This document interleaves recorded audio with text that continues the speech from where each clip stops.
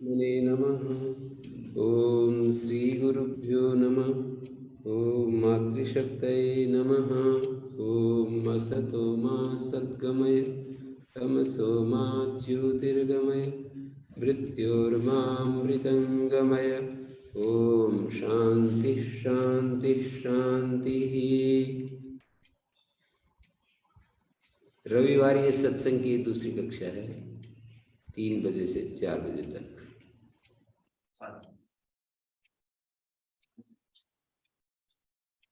तो 3 बजे से 4 बजे तक हम प्रति रविवार इस समय उपस्थित होते हैं और अपने जीवन को सुंदर बनाने के लिए प्रयास करते हैं, समझने का प्रयास करते हैं कि हमारे जीवन के लिए कौन सी चीजें आवश्यक हैं, कौन सी चीजें अनावश्यक हैं, किन पर हमें ध्यान देना चाहिए, किन पे हमें ढीला छोड़ देना चाहिए, कौन सी चीजें हैं जहाँ हमें मजबूती चाहिए, कौन सी चीजों के प्रति हमें मन को उदास कर लेना चाहिए, मन को उदासीन माने इंडिफरेंस कर लेना चाहिए। यदि हमारे को ये पता चल जाए कि ये महत्वपूर्ण चीजें हैं, इन पर तो बहुत ज्यादा फोकस करने की आवश्यकता है, और ये कम महत्वपूर्ण है या इनके बिना काम भी चल सकता है, तो फिर उस पर काम किया जाए। पिछले सत्संग में हमने एक चर्चा की थी कि मनुष्यों में बुद्धिमान मनुष्य का क्या लक्षण है, और उसमें हमने 3 महापुरुषों की जो वाणी है उस पर विचार किया था कि विदुर जी किस रूप में देखते हैं और महर्षि दयानंद क्या देखते हैं, श्री कृष्ण जी क्या कहते हैं, योगेश्वर कृष्ण क्या कहते हैं, बुद्धिमान पुरुष के क्या लक्षण बताते हैं। योगेश्वर कृष्ण का तो स्पष्ट है, कर्मणि अकर्म या पश्चेत अकर्मणि च कर्म यः स बुद्धिमान मनुष्येषु स कृष्ण कर्म कृत नरः।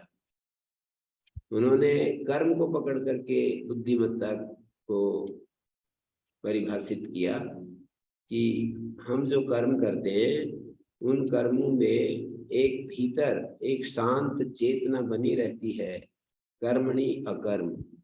बाह्य रूप से कर्म होते हुए भी एक भीतर एक ऐसी शांत अवस्था यदि हमारी बनी रहती है कि जिसमें हलचल नहीं होती, भी हम बेचैन नहीं होते, हम विक्षुब्ध नहीं होते, और कर्म भी होते रहे और बेचैनी ना हो, तो कितनी अच्छी बात हो, कितना बढ़िया हो जाए कि कर्म हम सुबह से शाम तक करते रहें पर बेचैनी ना हो। अब ये कारण यदि खोजेंगे बेचैनी के, तो हमारा तादात्म्य ही बेचैनी का कारण है। अकर्म अवस्था आत्मा की, अकर्म अवस्था निष्कर्म स्थिति आत्मा की हमारे भीतर सदा मौजूद है, लेकिन हम उससे हट जाते हैं, तादात्म्य हो जाता है। हमारी इच्छाएं होती हैं, हमारी सफलता असफलता होती है, मान अपमान होता है, इच्छा कामना डिजायर, सफलता विफलता, मान अपमान हानि लाभ, सुख दुख हर्ष शोक, ऐसे बहुत सारे ये फैक्टर्स होते हैं जो इनमें कुछ हम पसंद करते हैं, कुछ हम नापसंद करते हैं। जैसे सफलता को पसंद करते हैं, सम्मान को पसंद करते हैं, सुख को पसंद करते हैं, हर्ष को पसंद करते हैं, और इसी तरह से हम विजय को पसंद करते हैं और पराजय को नापसंद करते हैं, अपमान को नापसंद करते हैं, हानि को नापसंद करते हैं, और दुख को नापसंद करते हैं, शोक को नापसंद करते हैं। ये स्वाभाविक जैसा है कि इनमें कुछ चीजें हमारे के लिए पसंदीदा हैं, कुछ नापसंद वाली हैं। तो हम जो नापसंद वाली चीजें हैं उनसे हम दुखी होते हैं यदि वो हमारे हाथ में आ जाए, और पसंद वाली चीजें हाथ में आ जाए तो हम सुखी होते हैं। सीधी सी बात है, सुख और दुख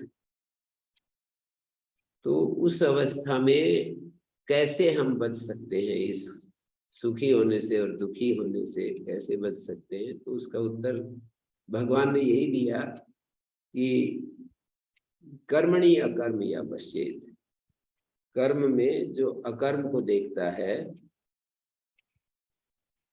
एक गीता की एक पुस्तक है यहाँ पर रखी, इसमें नहीं नहीं, इधर इधर देखिए, इसमें अलमारी में शांकर भाष्य, लंबी सी पुस्तक है। तो कर्म में अकर्म को जो देखता है और अकर्म में कर्म को देखता है, यहाँ पर भाष्यकार ने एक बात लिखी है, चौथे अध्याय का 20वां श्लोक 22वां श्लोक है ये।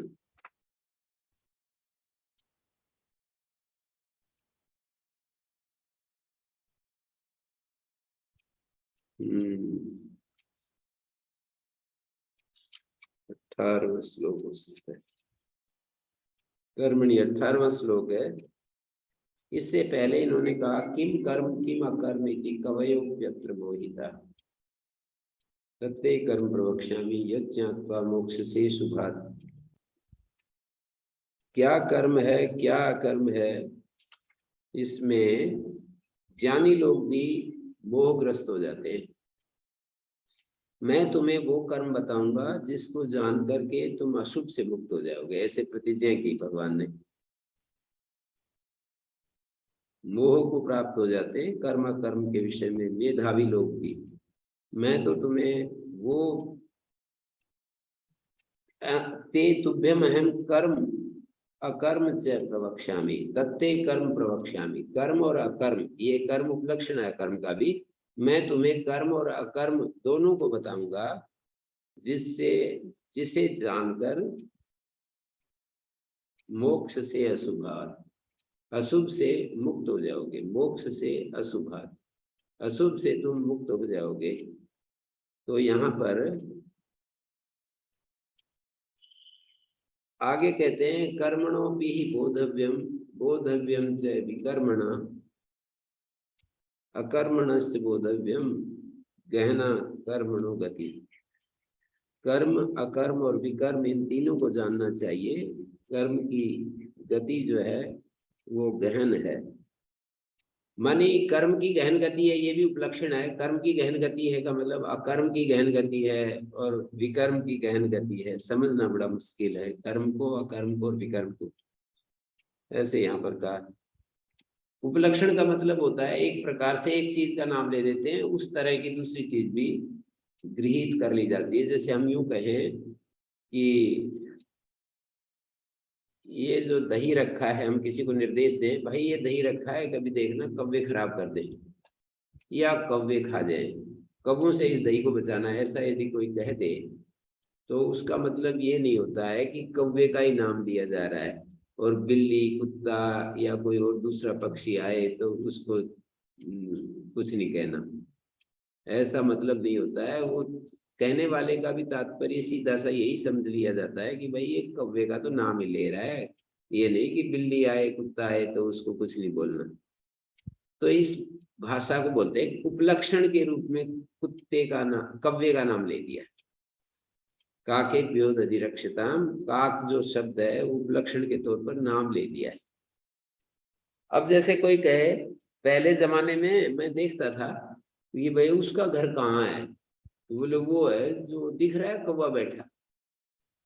तो कौवा तो उड़ जाएगा, फिर कैसे पता लगेगा कौवा कौवा वाला घर है? कहीं दूर से बता देते थे कि वो है जो कौवा बैठा।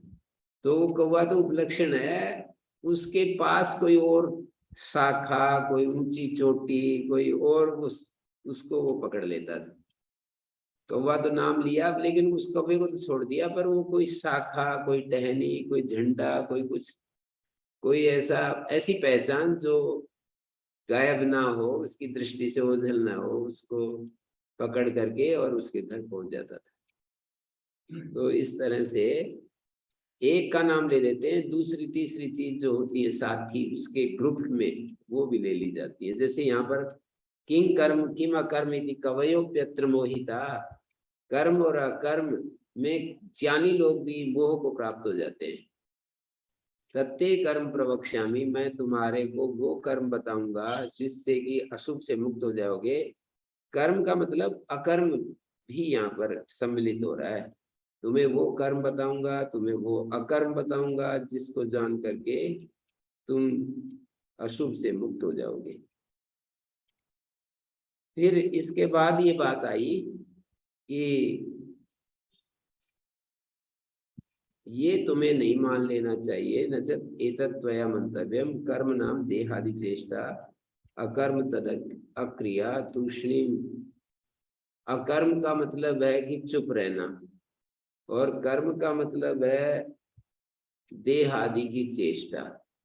देह आदि की जो चेष्टा है ये तो है कर्म, और देह आदि की चेष्टा यदि हम बंद कर दें तो इसका नाम है अकर्म।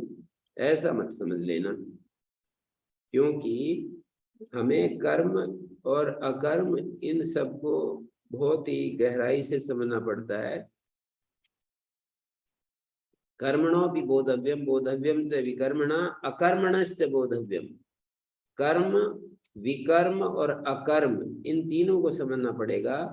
कर्म गहना कर्मणो गति, कर्म की गति गहन है, इसका मतलब अकर्म की गति गहन है, विकर्म की गति गहन है। मतलब कर्म को समझना, अकर्म को समझना, विकर्म को समझना, ये तीनों के लिए कह रहे हैं कि ये बड़ा मुश्किल काम है। माने अकर्म का मतलब चुप हो जाना है, मतलब काम छोड़ देना। जैसे कि कोई आदमी काम छोड़ करके निठल्ला होकर के बैठ जाए, इसको अकर्म। और विकर्म का मतलब प्रतिषिद्ध कर्म। लेकिन कभी कभी प्रतिषिद्ध कर्म भी अच्छे हो जाते हैं। जैसे मतलब जोर से बोलना प्रतिषिद्ध कर्म है, पर कोई चोर आ जाए तो फिर तो जोर से बोलना पड़ेगा। तो प्रतिषिद्ध कर्म भी उस स्थिति में जो है वो सही लगता है। वो कहते हैं कि भाई जोर से नहीं बोलना चाहिए, जोर ऊंची आवाज में बोलना ठीक नहीं है, दूसरे की शांति भंग होती है। तो वो तो ठीक है एक जो बात कही, पर कोई चोर आ जाए तो हम जोर से चिल्ला करके बोलते हैं ना। तो वही प्रतिषिद्ध कर्म, जब किसी चोर को बताने के लिए आवाज लगाते हैं तो वही प्रतिषिद्ध कर्म हमारा कुछ अलग स्थिति में हो जाता है। तो ये यहाँ कह रहे हैं कि कर्म, अकर्म और विकर्म ये तीनों जो हैं इनकी गति बड़ी गहन है। फिर ये बात बोल दी, कर्मणि अकर्म या पश्चेद अकर्मणि च कर्म या। कर्म में जो अकर्म को देखता है और अकर्म में जो कर्म को देखता है वो दुनिया में बुद्धिमान कहलाता है। अब ये कैसी बुद्धिमत्ता बता दी, पहेली जैसी बन गई है। कर्म में अकर्म को देखना, अकर्म में। पिछली बार हमने चर्चा की थी, काफी विचार किया था इस बिंदु पर कि कर्म में अकर्म देखना क्या है। रामदयाल जी ने, आचार्य जी ने कुछ शंका भी की थी इस पर ये थोड़ा गंभीर श्लोकों में से एक श्लोक है गीता का। कर्म में अकर्म को देखना और अकर्म में कर्म को देखना सहज नहीं है, सरल नहीं है। मतलब कुछ बातें ऐसी होती हैं कि एक बार सुनते ही समझ में आ जाती है। कुछ ऐसी बातें होती हैं बहुत विचार करने के बाद ही समझ में आती हैं, आसानी से समझ में नहीं आती। तो उन कठिन श्लोकों में से एक श्लोक ये है, कर्म में अकर्म को देखना और अकर्म में कर्म को देखना, ये बुद्धिमान पुरुष का लक्षण है। तो इसको ऐसा समझ सकते हैं कि कर्म कर रहे हैं हम, माने खूब लग रहा है, वाणी से कर्म कर रहे हैं, शरीर से कर्म कर रहे हैं, कोशिश कर रहे हैं, भाग दौड़ कर रहे हैं, योजना बना रहे हैं, सब कुछ कर रहे हैं। लेकिन हम भीतर से भी पूरे शांत हैं। जैसे हम एक्सरसाइज, ये नौजवान बैठे हैं एक्सरसाइज करते हैं, और एक्सरसाइज करते समय भी हमारा मन बिल्कुल एक्सरसाइज में है, शांत है, तो एक अलग स्थिति होगी। आजकल एक्सरसाइज करते समय भी बहुत ज्यादा अपने मन को भी मतलब चंचल रखते हैं, ऐसे गाने लगा देते हैं, गाने सुनते रहते हैं, और मतलब मन को बांट देते हैं, मन को अपने शरीर में ही लगाए रखें। जैसे जो काम करें वहां पर हमारा मन भी रहे तो उसके अलग परिणाम आते हैं। मन कुछ और सुनता रहे और शरीर से एक्सरसाइज करते रहे तो वो मतलब शक्ति को हमने विभाजित कर दिया है। हमें जो हम करें वहीं पर यदि हमारा मन हो, ये सब ट्रेनिंग की बात है, शिक्षा की बात है।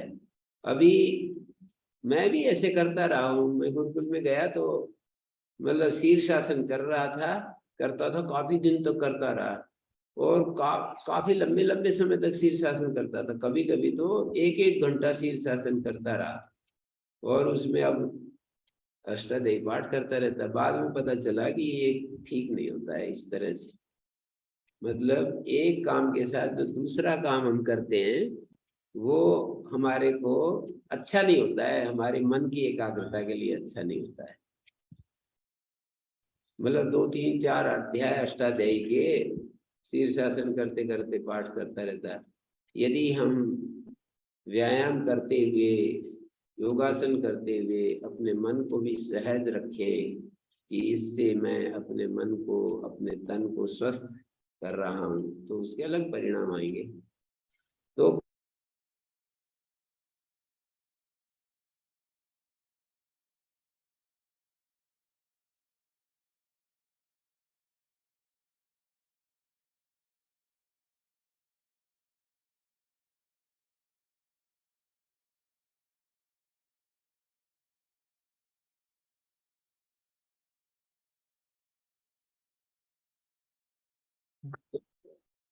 तुमको ये यहाँ पर देखना है कि कर्म क्या है और अकर्म क्या है।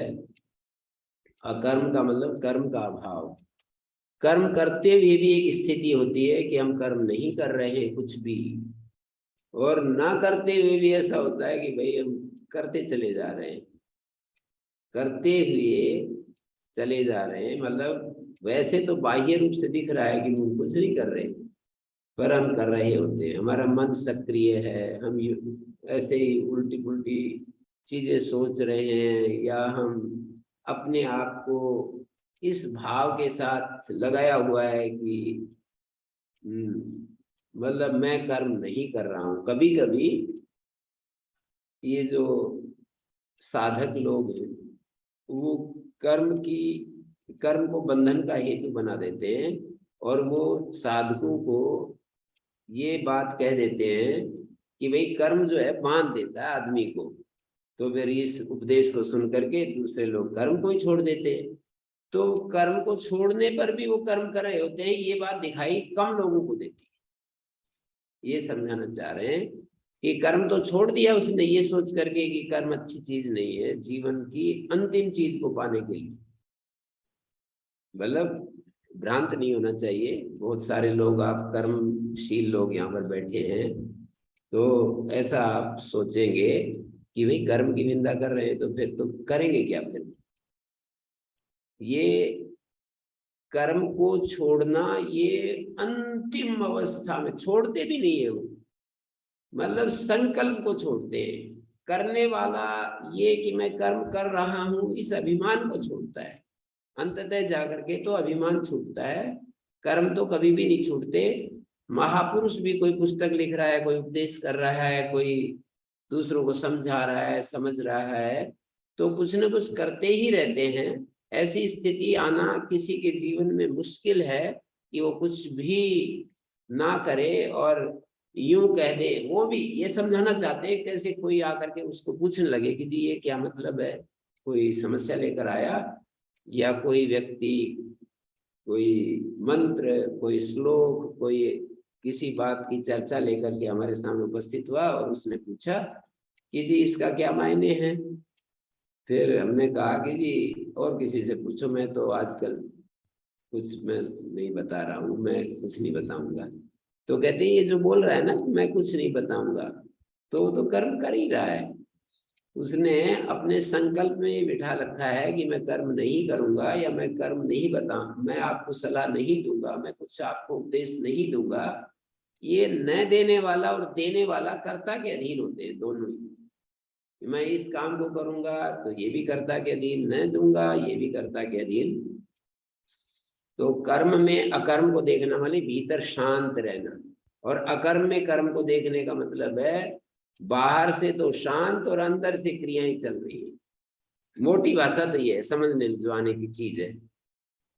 मतलब आपके स्तर पर यदि मोटी मोटी भाषा में बात कही जाए तो ये है कि जीवन की दो स्थितियां होती हैं। एक कर्म करते हुए भी भीतर से पूर्ण शांत होते हैं, और एक न करते हुए भी पूर्ण भीतर से अशांत होते हैं, और वो योजनाओं में और इच्छाओं में, कामनाओं में और कर्तृत्व अभिमान में गुजर रहे होते हैं। तो उनके लिए कहा कि ये बुद्धिमान पुरुष का लक्षण नहीं है कि बाहर से तो कर्म को बंद कर दिया और भीतर से वो कर्म करता चला जा रहा है। बुद्धिमान तो इन दोनों स्थितियों को देखता है, इसलिए दूसरी से बचता है और पहली स्थिति में जीना चाहता है। दूसरी से बचता है का मतलब वो इस स्थिति से बचा लेता है अपने आप को कि मैं कहीं ओम बाहर तो मैं नाटक कर रहा हूँ कर्म नहीं करने का, और भीतर मेरे संकल्प, विकल्प, अभिमान, अहंकार ये सब चल रहे हो, तो मैंने कर्म कहाँ छोड़ा। तो इसलिए सामने इस बात को देखते हुए वो क्या निर्धारित करता है, ये निर्धारित करता है कि मैं कर्म करूंगा पर भीतर से पूर्ण शांत रहूंगा, एकदम साक्षी बनकर, विटनेस बनकर के रहूंगा। तो समझो कि वो बुद्धिमान है और उसने समझ लिया है कर्म के रहस्य को। महर्षि दयानंद ने ये कहा कि ये जो अनित्य चीजों के सहारे जिसने नित्य को पा लिया वो बुद्धिमान है। अनित्य चीजों के सहारे नित्य को पा लिया वो बुद्धिमान व्यक्ति है। मानी हमारा शरीर अनित्य है, साधन अनित्य है, सुविधाएं अनित्य हैं, मकान, जमीन जायदाद, रुपए पैसे, गाड़ी घोड़ा सब अनित्य है। अनित्य का मतलब जो रहती नहीं, सदा नहीं रहने वाली को अनित्य कहते हैं। तो इन अनित्य चीजों के सहारे यदि हमने नित्य आत्मा को पा लिया, हमारे भीतर एक आत्म तत्व है उसको यदि हमने पा लिया, तो समझो कि बुद्धिमान व्यक्ति कहलाएगा वो। धर्मो नित्या सुख दुखे त्वनित्य, जीवो नित्या हेतु रस्यत्व नित्या। एक श्लोक आता है महाभारत में, मेरे को याद आ रहा है।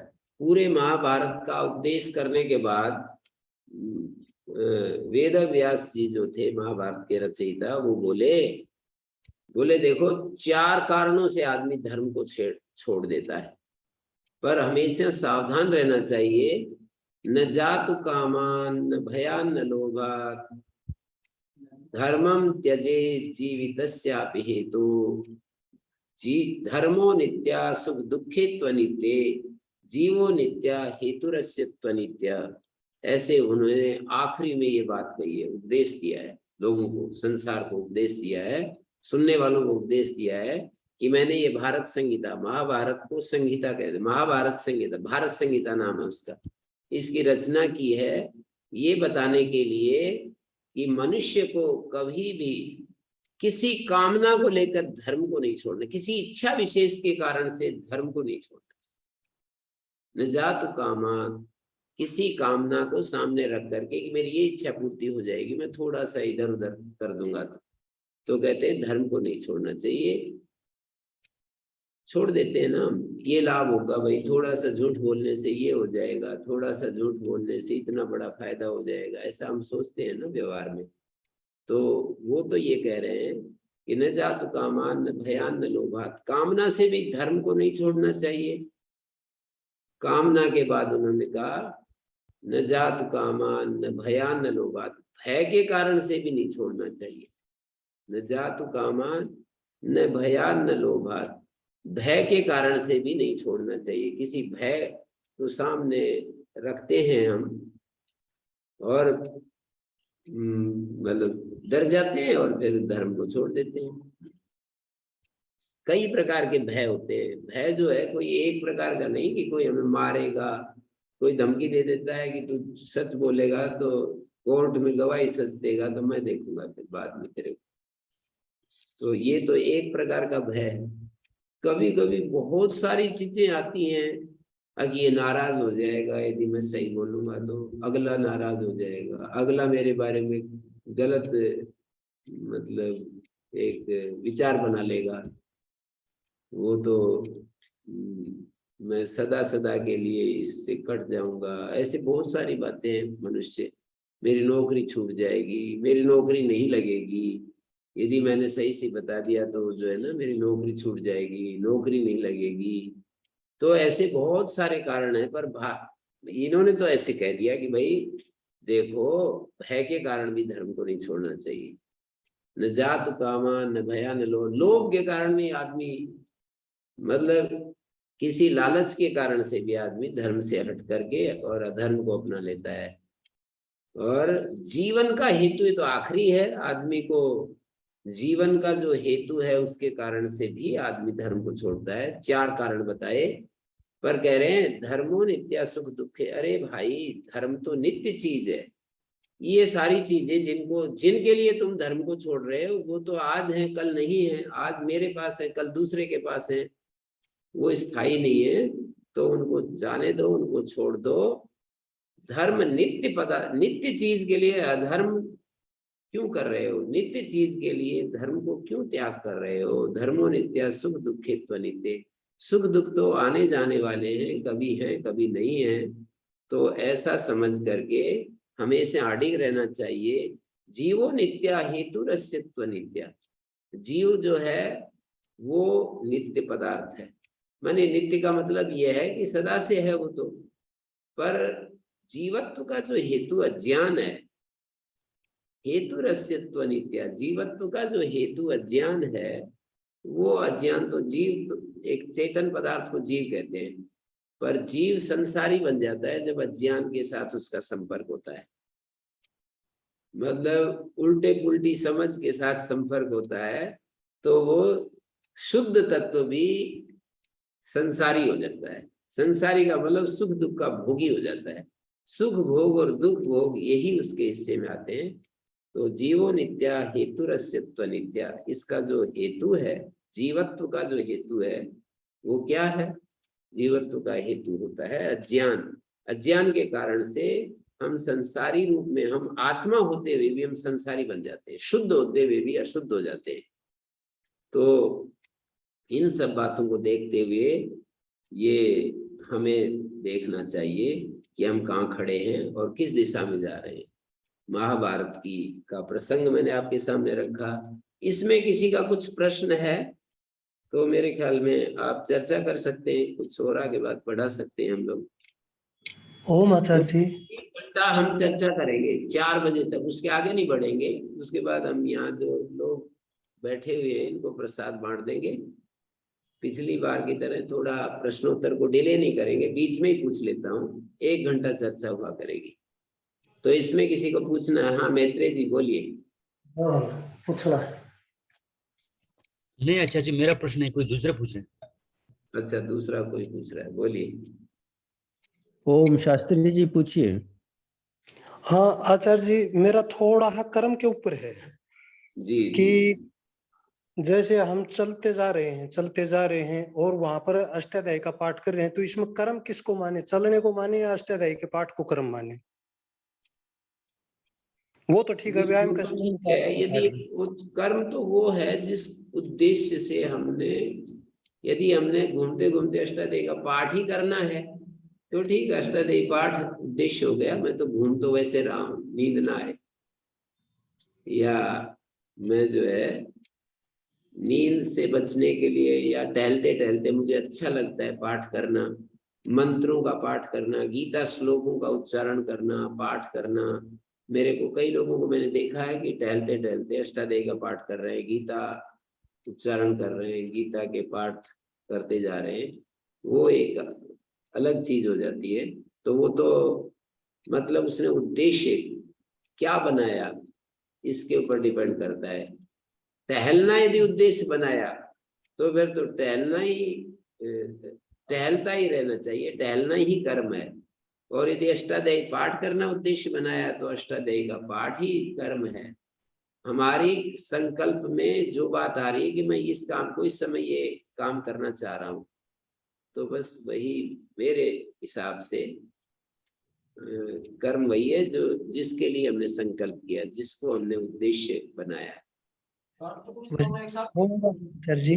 हाँ, दोनों एक साथ भी होते हैं, पर मैंने अपने मन की एकाग्रता, यदि किसी को ऐसा, दो नहीं तीन तीन भी हो सकते हैं, पर एक साधना की दृष्टि से कर्म होते हैं, एक कर्म को समाप्त करने की दृष्टि से कर्म होते हैं। काम समाप्त करना ही यदि लक्ष्य है, जैसे मेरे को तो अष्टाध्यायी पाठ करना, वो समाप्त करना है कि रोजाना एक बार पाठ करना है। मेरा तो लक्ष्य ये था ना कि अष्टाध्यायी पाठ करना है, मैं एकाग्रता को सिद्ध करना है और मेरे मन की साधना करनी है, ऐसा मेरा लक्ष्य में ही नहीं था उस समय। लक्ष्य में ये था कि मुझे रोजाना एक बार अष्टाध्यायी फेरनी है, मतलब अष्टाध्यायी खत्म करनी है। खत्म करने का मतलब इसको पूरा एक बार या दोहराना है, तो इसको दोहराना है, यही लक्ष्य में बनाया। तो दो दो भी होंगे, जैसे मैं करता ही था, या मतलब वो भी करता था, शीर्षासन भी करता और अष्टाध्यायी पाठ भी करता। ये तो व्यायाम का उद्देश्य होगा जी, यहाँ तो ठीक है जी, परंतु जो जहाँ पर हमारा जोर भी नहीं लगता, सामान्य रूप से हो रहा है, जैसे द्विकर्मक धातुओं को कहाँ ठहराएंगे? द्विकर्मक धातुएं हैं उनको कहाँ ठहराएंगे? तो अलग प्रकार की चीज है, वो व्याकरण की चीज अलग है, बिल्कुल ही चलो एकदम। चलो चलो ठीक है जी, ठीक। फिर व्यायाम वाला तो ठीक नहीं बैठता, क्यों? व्यायाम का दूसरा उद्देश्य हो जाता है, जाना दूसरा उद्देश्य हो जाता है। जाने में तो जोर नहीं लगता जी, और हमारा नहीं, वो उद्देश्य आपने ठीक कहा कि कुछ काम सहज रूप से होते रहते हैं, टहलना भी हो जाए और अष्टाध्यायी पाठ हो जाए। मतलब मान लो 2-3 किलोमीटर किसी को टहलना है, तो टहलते टहलते तो अष्टाध्यायी पाठ भी करेंगे तो आनंद ही आएगा, और मतलब समय भी अच्छा पास होगा। और जो भ्रमण करते हैं उन लोगों से मुझे निवेदन ये करना होता है कि कभी भी ना दो व्यक्ति मिल करके नहीं टहले। बिल्कुल गजब और बताया जी, ये वास्तव में ही गजब है। दो व्यक्ति मिलकर के जो टहलते हैं, वो सिवाय गप के कुछ नहीं वहां पर रहता है।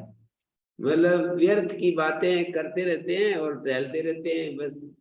तो उनका टहलना केवल शरीर के लिए उपयोगी हो सकता है, स्वास्थ्य के लिए उपयोगी हो सकता है। मान सकता हूं मैं कि वो टहल रहे हैं और भाई मन भी खुश रहता है उनका, जैसे कि ताश खेलने वालों का मन खुश रहता है और भाई समय पास हो जाता है उनका। ऐसा कहते हैं ना कि टाइम भी कटे किसी तरह। मतलब टाइम काटने के लिए, जैसे कोई व्यक्ति ताश खेलता है, कोई व्यक्ति अकेले टहलने के लिए जाते हैं, बुला करके ले जाएंगे लोग, चलो भाई घूमने चलते हैं। और फिर मतलब घूमना तो बहुत ही अच्छी चीज है, और साथ में घूमने के साथ, जैसे शास्त्री जी ने कहा, यदि हम अपने भीतर भी अपना अध्ययन करते चले तो इस तरह के काम तो दो दो भी हो जाते हैं। उसमें हमारे को गहराई में जाने का अकेले होने से मौका मिलेगा, और हम आध्यात्मिक रूप से, आत्मिक रूप से, आंतरिक रूप से मजबूत होंगे। चीजों को हम देख पाएंगे, समझ पाएंगे। और भाई केवल बात करने से हम समय को तो पूरा कर देंगे, टहल भी लेंगे, मतलब थकावट भी नहीं आएगी, तो बहुत ज्यादा लाभ नहीं होगा। समझदार आदमी, मैंने कहा कि बुद्धिमान आदमी कौन है? बुद्धिमान आदमी वो है, ये तो इन्होंने कहा, श्री कृष्ण जी ने कहा और स्वामी दयानंद ने कहा, विदुर जी ने कहा, पर मैं भी विचार करके आपको बता सकता हूँ, बुद्धिमान आदमी वो है जो अधिक लाभ देख पाता है, अधिक उपलब्धि को देख पाता है, निर्णय कर पाता है कि इस काम से अधिक उपलब्धि होगी, इस काम से कम उपलब्धि होगी, इसको ठीक से आकलन कर पाता है, वो ज्यादा बुद्धिमान कहा जाएगा। बहुत सारे लक्षण हो सकते हैं बुद्धिमत्ता के कि बुद्धिमान कौन है। जितना जल्दी जो न्यूट्रल हो जाए घटना से, जैसे एक आदमी के कांटा लग गया, जैसे माताएं गाय का दूध निकाल रही हो और वो गाय लात मार दे या भैंस कुछ इधर उधर कर दे, बाल्टी गिर जाए, तो पूरे दिन दूसरी माता के साथ बात करेगी तो वही चर्चा, ये बिरा क्या करें, आज तो हमारा सारा काम जो है ना गड़बड़ हो गया। वो जो है ना दूध निकाल रहे थे, उसने लात मार दी। पूरे दिन वही गाथा गाती रहेंगी, उनको ऐसा मतलब पश्चाताप पीछे ही नहीं छोड़ता। तो बुद्धिमान मनुष्य कौन है, ये तो महापुरुषों ने कहा ही है, पर हम सबकी बुद्धि भी निर्णय निकालती है कि बुद्धिमान कौन है। हम सबका दिमाग, विवेक, ये भी निर्णय कुछ करता है कि भाई बुद्धिमान कौन है। तो मेरी समझ से बहुत सारे हम भी निर्णय, निष्कर्ष निकाल सकते हैं। उनमें एक निष्कर्ष ये है कि भाई जितना जल्दी कोई न्यूट्रल हो जाए, जैसे किसी का प्रिय व्यक्ति चला जाता है, बहुत प्यारा व्यक्ति हमें साथ छोड़ करके चला जाता है, तो फिर क्या होता है, हम 1 महीना, 2 महीना, 3 महीना परेशान रहते हैं, और धीरे धीरे हमारी परेशानी जो है समय के हिसाब से कुछ कम होती चली जाती है।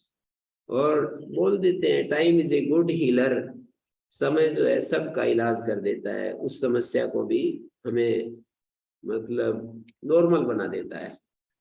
तो ये तो ठीक है, इस समय इलाज कर देता है, पर समय इलाज कर देता है, एक बहुत बड़ी बात है ये कि ज्ञान भी हमारे को इलाज करता है। मतलब ज्ञान भी इलाज करता है, समय तो इलाज करता ही है। ये सब के अनुभव में आने वाली बात है कि मतलब टाइम बीइंग ऐसे बोलते हैं ना, वो हम नॉर्मल हो ही जाते हैं। कितनी भी बड़ी घटना हो, कितना झटका लगा हो व्यापार में, किसी ने धोखा दे दिया हो, किसी ने हमारे चोरी कर ली हो, और किसी परीक्षा में, बहुत बड़ी परीक्षा में हम बैठे और वहां नंबर नहीं आया, और ओलंपिक जैसे मैच में खेलने के लिए गए और बस बाई चांस थोड़ा सा पीटी उषा की तरह जो है ना 1 सेकंड के 100वें हिस्से में पीछे रह गई मेडल मिलने में। तो ऐसे ऐसे जीवन में प्रसंग आते रहते हैं, और समय उन सब का इलाज कर देता है। बहुत ही धक्का लगता है ऐसी स्थिति जब हो जाती है ना, बड़ी उपलब्धि के साथ कोई चुनाव में खड़ा हुआ हो और 1 वोट से हार जाए। ऐसे कई केस आते रहते हैं ना, सुनने में आते रहते हैं कि वो 1 वोट से जीता, वो 2 वोट से जीता, 3 वोटों से जीता। तो बहुत ज्यादा झटका लगता है, छोटा नहीं, बहुत ही बड़ा झटका लगता है। लेकिन समय उसका इलाज कर देता है। 2-3 साल में चलो झटका तो बार बार याद आता रहता है, पर फिर जब दोबारा चुनाव यदि लड़ा आदमी को, फिर टिकट मिल जाए और फिर विजय हो जाए, तो भूल जाएगा पिछले वाले को। तो टाइम ने इलाज कर दिया ना, या दूसरी विजय ने उसका इलाज कर दिया। एक बार तो बहुत परेशानी हुई, पर दूसरी बार प्रयास किया, उसमें सफलता मिल गई, तो पहली वाली विजय ने यहाँ पर इलाज कर दिया, ये कहा जाएगा। तो समय इलाज करता है, विजय भी हमारे को, सफलता भी इलाज कर देती है। बहुत योग्य कोई, जैसे हमारा संबंधी हमसे बिछुड़ जाए, पर कोई दूसरा हमारा बेटा बेटी, दूसरा कोई रिश्तेदार बहुत ही ज्यादा वो आगे बढ़ जाए, हमारा नाम जो है बहुत ऊंचा उठा दे, तो वो पहले वाला जो दुख था वो बिछुड़ जाता है और हम नॉर्मल हो जाते हैं। तो यहाँ पर किसने इलाज किया? दूसरे बेटे की उन्नति ने या दूसरे संबंधी की उन्नति ने हमारे उस दुख का इलाज कर दिया। जो मतलब पहले जो हमको इतना बड़ा महाभारत जैसा लग रहा था, तो बहुत सारी चीजें इलाज करती हैं। उन इलाज करने वाली चीजों में सबसे ज्यादा सर्वोत्तम औषध मुझे जो दिखाई देती है वो ज्ञान है। मतलब सारी चीजें इलाज करती है ये तो ठीक है, लेकिन ज्ञान तो तत्काल इलाज कर देता है। मतलब बड़ी बड़ी घटनाओं को भी हमें जल्दी से जल्दी नॉर्मल बना देता है। बुद्धिमान, वाइज मैन जिसको कहते हैं, वो उसका यही लक्षण है कि कितना जल्दी वो नॉर्मल हो जाता है किसी भी बड़ी घटना में। मतलब कोई 1 साल में नॉर्मल होता है, कोई तो 1 सेकंड में नॉर्मल हो जाता है। ज्ञान ऐसा मतलब तत्व है, भक्ति ऐसा तत्व है, भक्ति भी हमें नॉर्मल कर देती है। मानी समर्पण, किसी के प्रति समर्पण हमें नॉर्मल कर देती है। मुझे याद है एक लंदन में एक बहन रहती थी, और वो अभी भी है, झुंझुनू में एक आश्रम में रहती है, और मैंने उनको 2-3 बार 3-4 बार मिला मैं, और उस घटना को बार बार जब भी मिलता हूँ जानबूझ करके उनसे उन्हीं के मुख से सुनता हूँ।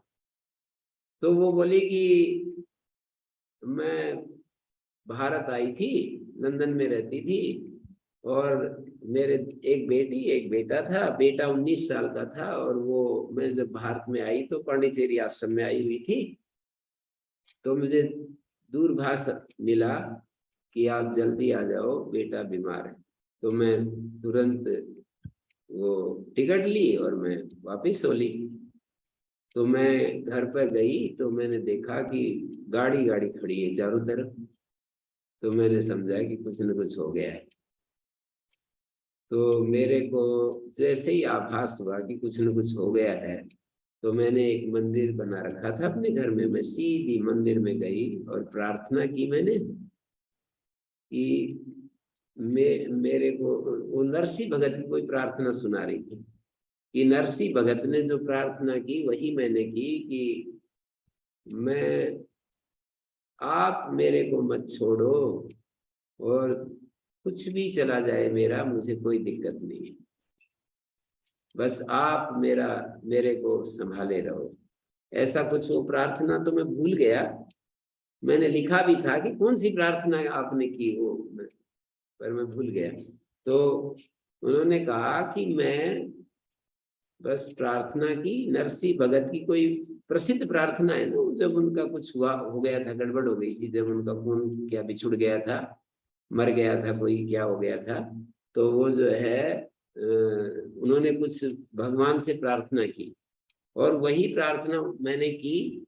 और मैंने देखा कि मैं चुपचाप रोते हुए लोगों के बीच में जाकर के मैं आराम से बैठ गई, और वो शांति कई महीने तक मेरे अंदर बनी रही। मतलब एक तरफ लोग रो रहे हैं, चिल्ला रहे हैं, और ये अपनी उस शांति में डूबी हुई, शांत होकर के एकदम भगवान के साथ एकत्व में। तो ये जो है भक्ति ने उनको नॉर्मल कर दी, ऐसे कहेंगे। यानी भक्ति ने उनको इतने बड़े झटके से, नौजवान बेटा हो, योग्य बेटा हो, और वो चला जाए, और फिर वो आदमी जो है सहज होकर के अपना जीवन, और धीरे धीरे तो वो आश्रम भी स्वीकार कर लिया, संसार से अलग ही होगी। और हो सकता है कि वो मतलब भगवान की अनेक अनेक योजनाएं होती हैं, सहज रूप से यदि हमारे को स्वीकृत हो जाती हैं तो हम बहुत आगे बढ़ जाते हैं। तो वो बहन अब तो बड़ी एज्ड हो रही है, 60 साल की हो रही होंगी लगभग। तो वो तो बहुत ही खुश हैं, बहुत ही, एक व्यक्ति को संतान नहीं हुई, और अब वो व्यक्ति मेरे को बता रहे थे कि मैं भगवान को बहुत धन्यवाद देता हूँ कि संतान नहीं हुई, और इस तरह की भाषा बोल रहे मेरे, मुझे पुत्र नहीं मिला, मैं बहुत धन्यवाद देता हूँ, मैं बहुत खुश हूँ इस व्यवस्था से कि मुझे पुत्र नहीं मिला। अब वो भक्ति में और अपने जीवन के आकलन में, इसमें ही उन्होंने अपनी भलाई देखी। तो हम कहाँ भलाई देख लें किसी चीज में, तो उससे हम नॉर्मल हो जाते हैं। कोई भी हमारे मन के खिलाफ प्रतिकूल घटना घटती है और उसमें भी हम सहज हो जाते हैं। ये मैं मतलब बुद्धिमान व्यक्ति जितना जल्दी सहज हो जाए, या जिस उपाय से सहज हो जाए, भक्ति से हो जाए, समर्पण से हो जाए, प्रेम से हो जाए, और ज्ञान से हो जाए, और योग से हो जाए, जिस उपाय से भी हो जाए, वो बुद्धिमान कहलाता है। हाँ जी, अन्य कोई? जी अशोक जी। ओम गुरु जी। जी जी। प्रणाम। जब हम योगा करते हैं, प्राणायाम करते हैं, तब हम गायत्री मंत्र करते हैं, भजन करते हैं, तो वो दो कर्म एक कर्म है, ठीक है या नहीं है? हाँ, वो तो अभी निर्णय हो गया था ना, शास्त्री जी ने ऐसा उदाहरण दे दिया कि कुछ कर्म ऐसे होते हैं, जैसे मैंने व्यायाम, ये शीर्षासन और अष्टाध्यायी, इसका तो उन्होंने स्वीकार कर लिया शास्त्री जी ने कि ये तो आप ठीक नहीं कर रहे थे, लेकिन चलते चलते यदि हम पाठ करते हैं तो ठीक है। कुछ अविरोधी कर्म हैं, वहां हम कर सकते हैं, जैसे आप प्राणायाम कर रहे हैं और गीत सुन रहे हैं, और वो गीत आपके भक्ति भाव को बढ़ा रहे हैं। गायत्री मंत्र कर रहे हैं गुरुजी, अनुलोम विलोम जब करते हैं ना, गायत्री मंत्र के साथ करते हैं। हाँ, अनुलोम विलोम के साथ गायत्री मंत्र कर रहे हैं, भगवान से प्रार्थना कर रहे हैं, तो वो अविरोधी कर्म हो जाएगा, अपने मन को ऊंचा उठाने में कारण बन जाएगा, और उसको हम लौकिक कर्म नहीं कहेंगे, कि वो आपको, आपकी चेतना को ऊंचा उठा रहा है और आपको शक्ति दे रहा है, आपके बल को, आत्मबल को बढ़ा रहा है। तो इस तरह से वो कर्म, मानी अविरोधी कर्म तो दो भी हो ही सकते हैं, ऐसा निर्णय निकाल लिया ना हमने चर्चा करते करते, कि घूमना और अष्टाध्यायी पाठ करना या गीता पाठ करना, किसी मंत्र विशेष का पाठ करना। वो हमारे यशपाल यादव हैं, ये डिप्टी कमिश्नर, उनकी देवी जी बता रही कि मैं तो 10 किलोमीटर रोजाना टहलती हूँ। वो एडिशनल सेशन जज हैं, तो वो बता रही कि मैं तो 10 किलोमीटर रोजाना टहलती हूँ, पर टहलते टहलते कविताएं मेरे मन में गूंजती रहती हैं। तो मैं कविताएं जो है ना, वो कोई कविता यदि आती है तो टहलते टहलते उसको मैं नोट कर लेती हूँ, जैसे कोई कविता आई तो उसको नोट कर लिया। तो ऐसे भी हैं कई लोग, ये इस शैली में भी जीते हैं, तो उसमें कोई दिक्कत नहीं। पर कुछ जैसे हम अपने शरीर पर ध्यान रहें और शरीर को ध्यान दें, व्यायाम आदि करते हैं, मसल्स के ऊपर ध्यान दें और हमेशा उस पर एकाग्र होकर के करेंगे, तो जिस पर्पज से हम व्यायाम आदि करते हैं उसमें ज्यादा हमें सहयोग मिलेगा। मन को स्वस्थ रखने के लिए यदि कोई भावनात्मक प्रेरक वाक्य हम बार बार भजन गीत के रूप में सुनते हैं, तो उससे तो हमारे मन में पवित्रता या सद्भाव, सत्वगुण बढ़ेगा, पॉजिटिविटी बढ़ेगी, तो उसमें तो कोई दिक्कत नहीं है, ऐसा मेरे को दिख रहा है। जी ओम अरुण जी। गुरुजी, मेरा एक प्रश्न है कि मैंने ये सामर्थ्य को लेकर है, मनुष्य के सामर्थ्य को लेकर प्रश्न है कि मैंने सदगुरु की वीडियो देखे, उसमें उन्होंने बताया कि हमारे ऐसे ऋषि मुनि हैं कि एक साथ वो 10-10 काम करते थे। जैसे वो कुछ कविता भी लिख रहे हैं, कुछ और कोई मैथ की प्रॉब्लम वो भी सॉल्व कर रहा है। इस तरह से मैंने देखा कि बहुत सारे काम एक साथ करते हैं वो। और मतलब कि मैंने जो वेस्टर्न बुक्स भी पढ़े, उसमें है कि हम एक बार में एक ही टास्क करना चाहिए, फोकस वे में करना चाहिए। तो ये मुझे, और आपकी भी बात कुछ ऐसे लगी, तो मुझे बहुत कॉन्ट्राडिक्टरी, मतलब कि आप विरोधाभासी लग रही हैं बातें, तो मेरे समझ में नहीं आता कि इसमें मतलब किसको सही माने, या ये तो आज हमने विचार करके एक निर्णय तक पहुंच ही गए ना।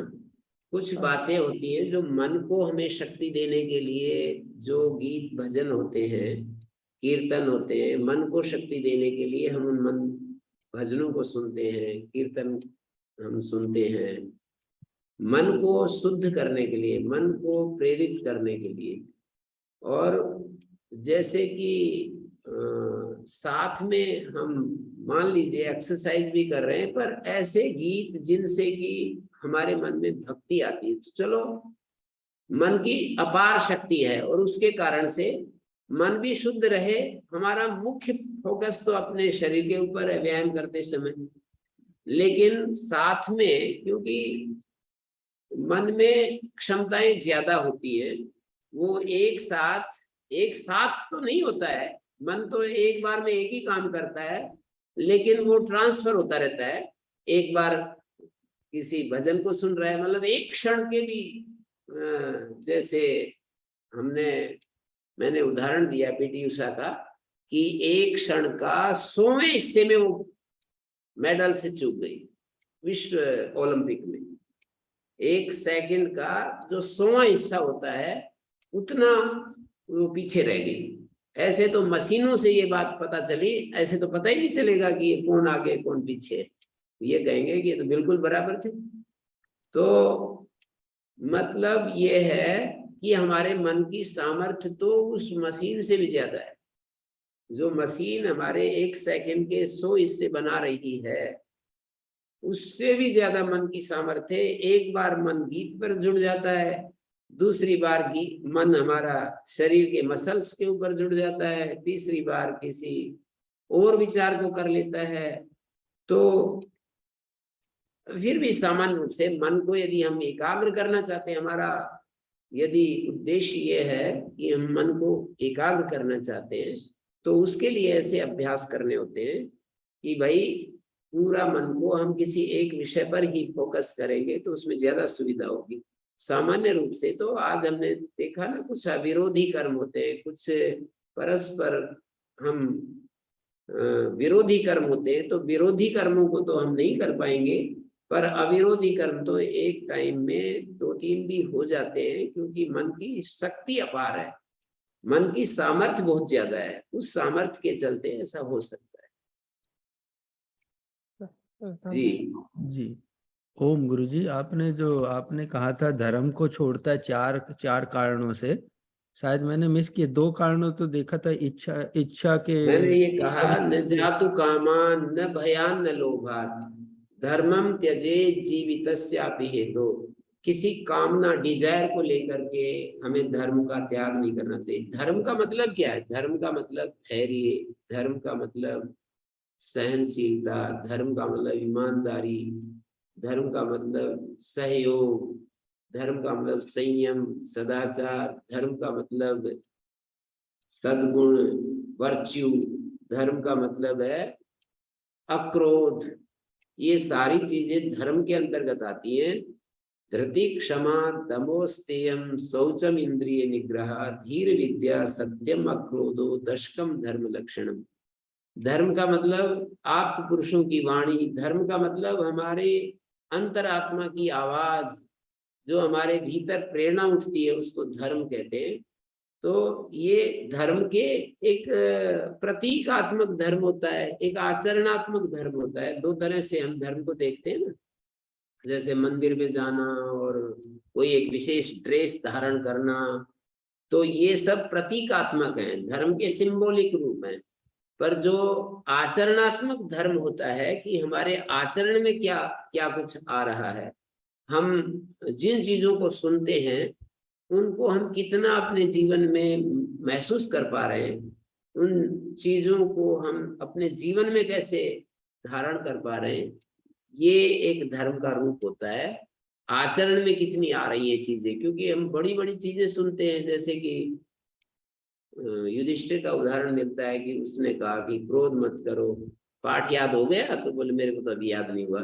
दूसरे दिन भी मना कर दिया, तीसरे दिन भी मना किया, तो फिर वो गुरुजी ने थोड़ा बहुत ज्यादा डांट दिया, तो फिर शांत रहे, बोले अभी लगता है कि याद हो गया, अभी लगता है कि पाठ याद हो गया है। मतलब विपरीत परिस्थिति आने पर भी, और वो अपने मन को क्रोध से बचा लिया उन्होंने, तो फिर समझ लिया कि हाँ मेरे को क्रोध मत करो, ये पाठ याद हो गया है। तो इतनी सारी चीजें हम शास्त्र में पढ़ते हैं, महापुरुषों से सुनते हैं, उन सुनी हुई पढ़ी हुई बातों को हम जीवन में कितना हम आचरण में ला पाते हैं, कितना अपने जीवन के साथ जोड़ पाते हैं, ये देखने की बात होती है ना। तो धर्म को त्यागना नहीं चाहिए। किससे? कामना के कारण त्यागते हैं। ईमानदारी क्यों छोड़ेंगे? कामना के कारण छोड़ेंगे, लोभ के कारण छोड़ेंगे, किसी जीवन, हमारा जीवन बच रहा है इसलिए छोड़ेंगे, और किसी प्रलोभन के कारण छोड़ेंगे। तो उन्होंने कहा, ऋषि ने ये कहा कि भाई धर्म का त्याग नहीं करना चाहिए, धर्म तो नित्य तत्व है, नित्य के लिए अनित्य, नित्य के लिए अनित्य को छोड़ देना चाहिए, अनित्य को की रक्षा नहीं करनी चाहिए, नित्य के द्वारा अनित्य की रक्षा नहीं करनी चाहिए, अनित्य को छोड़ देना चाहिए, नित्य की रक्षा करनी चाहिए, धर्म की रक्षा करनी चाहिए, धर्म को नहीं त्यागना चाहिए किसी प्रलोभन लालच और इन सब कारणों से अपने मन को स्थिर रखना चाहिए। झूठी कोई गवाही देने लगे, कोई मन में कोई बात आ गई और वो प्रतिशोध का भाव आ गया और किसी से बदला लेने की मन में ठान ली, तो किस लिए ठान ली? क्योंकि उसने मेरे को धोखा दिया। तो ऐसे ऐसे ये सब अधर्म के ही रूप हैं। तो धर्म और अधर्म कोई मतलब इनसे कुछ लेना देना नहीं कि हम मंदिर जा रहे हैं या किसी रोजाना बैठ करके हम हवन कर लेते हैं। इज्जा अध्ययन दानानि तपः सत्यम क्षमा घृणा, इज्जा अध्ययन दानानि तपः सत्यम क्षमा घृणा अलोभ इति मार्गोऽयं धर्मस्य अष्टविधः स्मृता तत्र पूर्वश्चतुर्वर्गा दम्भार्थमपि सेव्यते उत्तरस्तु चतुर्वर्गा न अमहात्मसु तिष्ठति। विदुर जी महाराज ने कहा कि इज्जा अध्ययन दान, इज्जा अध्ययन दान, इज्जा मानी यज्ञ, अध्ययन दान तप, 4 हो गए। इज्जा अध्ययन दानानि तप, फिर आगे बोले सत्य क्षमा घृणा, लिख देता हूं,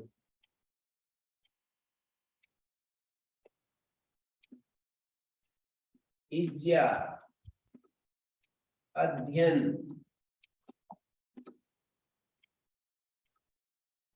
दान तप, ये 4 रूप हो गए। और दूसरे 4 रूप सत्यम क्षमा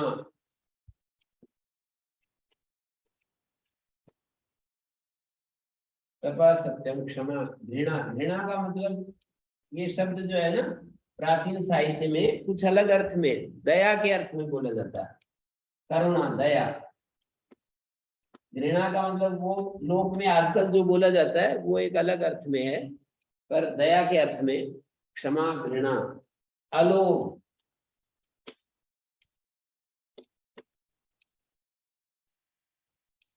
तो ये कह रहे हैं, देखिए शायद लिखा हुआ दिख रहा है, इज्जा मानी यज्ञ, अध्ययन दान और तप, ये 4 धर्म के रूप हैं जो दंभ के लिए भी आदमी सेवन कर लेता है। दंभ दिखावे के लिए, मतलब पढ़ाई करता है दिखावे के लिए, तप करता है दिखावे के लिए, दान देता है कि मैं बड़ा आदमी माना जाऊंगा, दिखावे के लिए दान दे सकता है, यज्ञ भी कर सकता है। कहते भी हैं कई सारे, अगर जी मैं बिना यज्ञ के रोटी नहीं खाता, तो वो दिखावा हो गया ना, वो नहीं तो कहने की क्या जरूरत पड़ेगी, नहीं खाते तो बहुत बढ़िया बात है, तो दूसरों को बताने की क्या जरूरत पड़ रही है। तो इज्जा अध्ययन दान और तप, ये 4 चीजें दंभ के लिए भी दिखावे के लिए भी सेवन की जाती हैं, लेकिन सत्य का आचरण, क्षमा करना, किसी पर दया करना, करुणा करना, प्रेम करना और अलोभ लोभ रहितता, ये भी धर्म का ही रास्ता है। ये न अमहात्म सुतिष्ठति, बिना महात्मा बिना ये 4 चीजें नहीं हो पाएंगी। ये तो महात्माओं में ही रहती है, महान आत्माओं में रहती है। महात्मा का मतलब महान आत्माओं में ही रहती है ये 4 चीजें। तो इस तरह से हमने आज ये देखा कि भाई धर्म का त्याग नहीं करना चाहिए किसी भी परिस्थिति में। धर्म नित्य है, सुख दुख आने जाने वाले हैं, जीव नित्य है, इसका हेतु जो अज्ञान है, अविद्या है, वो अनित्य है। अनित्य और नित्य, इसमें महर्षि दयानंद ने भी ये हमारे को समर्थन किया कि नित्य और अनित्य में अनित्य के लिए नित्य की आहुति लगाना ठीक नहीं, नित्य के लिए अनित्य को छोड़ देना या उसकी आहुति लगाना तो ठीक है। तो मैं यहीं पर विराम देता हूँ, शायद सबके प्रश्न भी पूरे हो गए, समय भी हो ही रहा है। जी गुरुजी। जी जी गुरुजी, तो 4 चीजें आपने कहा था, भय से, प्रलोभन से और कामना से, और चौथा क्या है गुरुजी उसमें? जीवन का हेतु, मरने से बचने के लिए। जी जी जी। कहते हैं भाई जीवन का हेतु है ना, कि भूखे मरेंगे क्या, हम थारे धर्म के पीछे पीछे भूखे मर जाएं क्या, ऐसे कहते हैं। तो जीवन के हेतु से भी धर्म को, बहुत अंतिम बात कह दी कि जीवन के हेतु से भी धर्म को नहीं छोड़ना चाहिए। जी बहुत सुंदर गुरुजी। जी ओम शांति शांति शांति। आप सबका धन्यवाद, आपने इस सत्चर्चा में सम्मिलित होकर के समय का सदुपयोग किया। धन्यवाद।